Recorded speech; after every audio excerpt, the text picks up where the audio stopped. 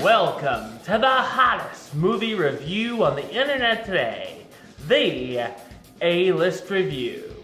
I am your host, the Game Changer, Wes Troop, and today I'm here with another random review. Well, a few weeks ago, I randomly reviewed the 1999 comedy Analyze This, and now I thought I would take a look back at the 2002 sequel to that movie, Analyze That. Let's do it.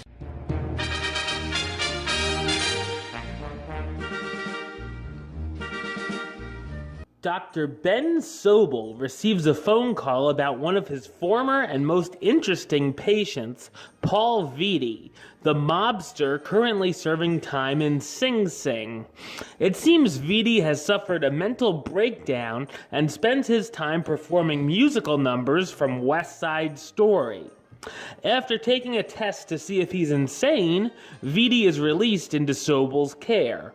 Once out of prison, Vitti reveals it was all an act because someone has been sending assassins after him in prison and wants him dead.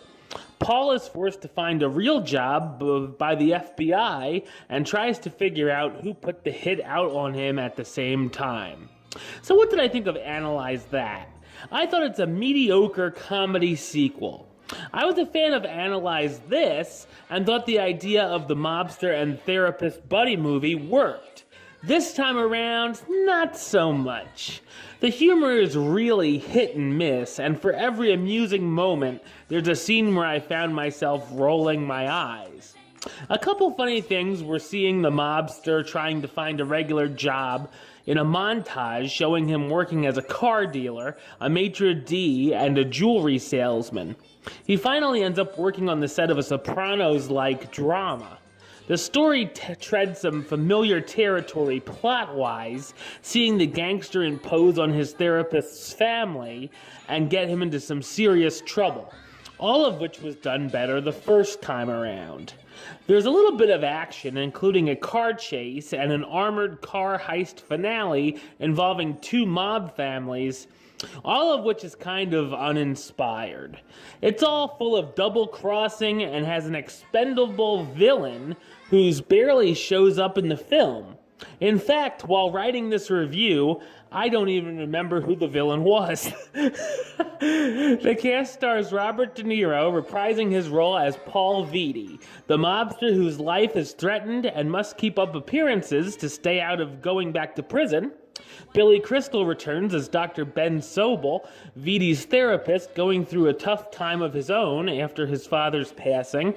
Joe Vitarelli in his last film role as Jelly, Vitti's right-hand man, and Lisa Kudrow as Laura, Ben's wife who isn't happy about Paul coming back into theirs.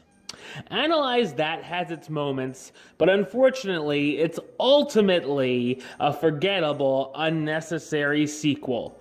I'm gonna give it the rating of meh. It's okay. Alright, well, that's the show. I'll be back with another review tomorrow. But until then, don't forget to subscribe right here on YouTube. youtube.com/westside515. You can like the show on Facebook, facebook.com/WestTroopAlist. And of course, you can follow me on the Twitter and the Instagram @WesAlist. Until next time, Troop out.